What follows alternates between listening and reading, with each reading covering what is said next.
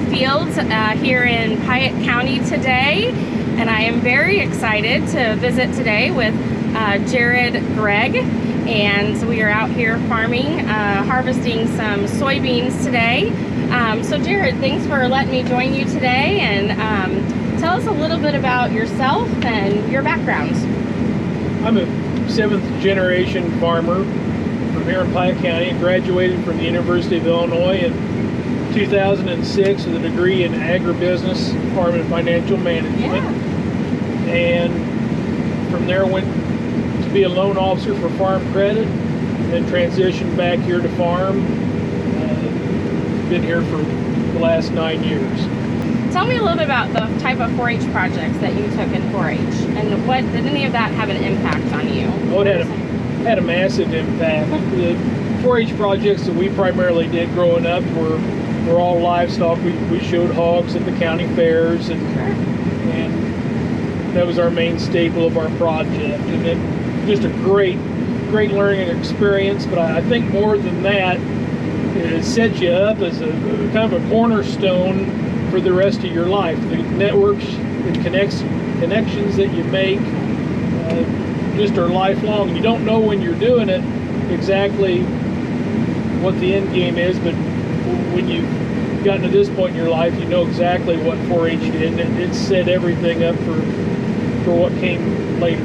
Tell me a little about some of those life skills that you learned through your projects, and are you still utilizing those today? It kind of ran the full gamut, from your work ethic to time management to the friends you make. The experiences I remember in 4-H really aren't about what prized animal I had. It was more along the lines of the connections I made. Everybody, when you showed up to a fair, nobody stopped working till everybody's projects were in, hogs were washed, everybody projects were fed and in good shape. You didn't stop. And then once everything was taken care of, then you had time to relax and build those connections. No. You can tell if anywhere you go, you can tell if a person went through 4-H or not within the first 30 seconds. Tell me a little bit, how did 4-H help you lead to your career path? You're back home, and how did 4-H have an impact on that? It had everything to do with it, because having livestock projects catapulted me into my main goal, which my dad kind of laughs about. But whenever I was 5 years old, I said, I want to go to University of Illinois, and I want to be in meat judging, and I want to judge under Tom Carr. Oh, goodness, yes. And my dad said, well, that's a great goal, but how about we give kindergarten a whirl first?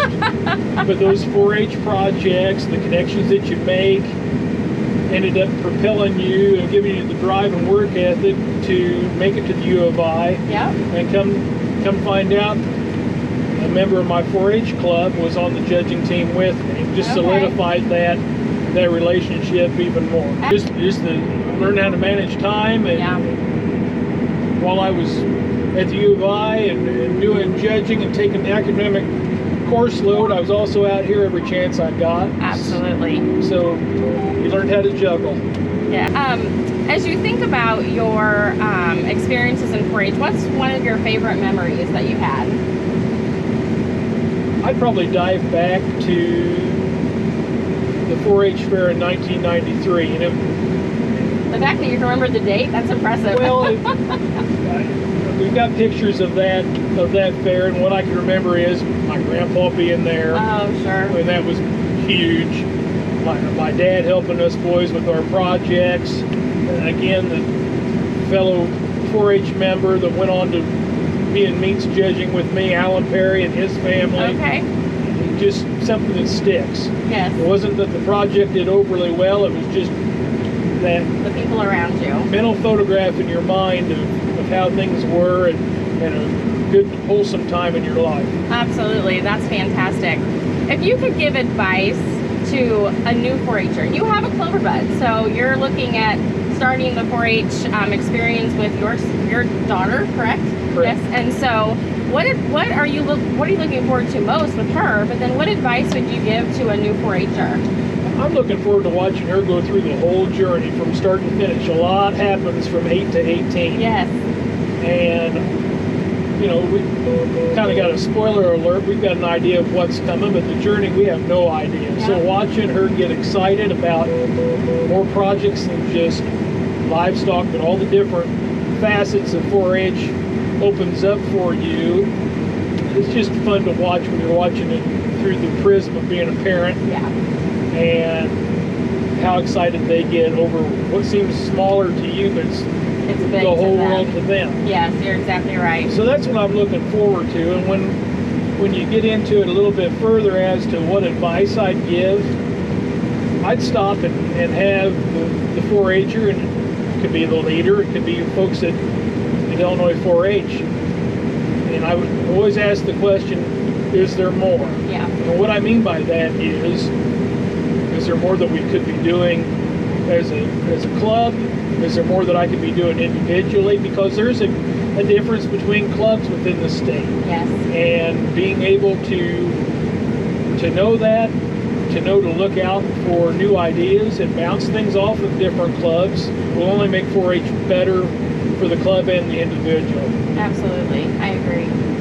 And I think, 4-H has really, and I've said this in other interviews that we've had, but 4-H has really changed probably since you and I were both in 4-H, and there's a lot of more opportunities with different projects and different experiences that kids get to have. And it's those experiences that really, make the difference to them and get them excited about finding what their true passions are being. The more opportunities they can try new things, learn new things, learn from others.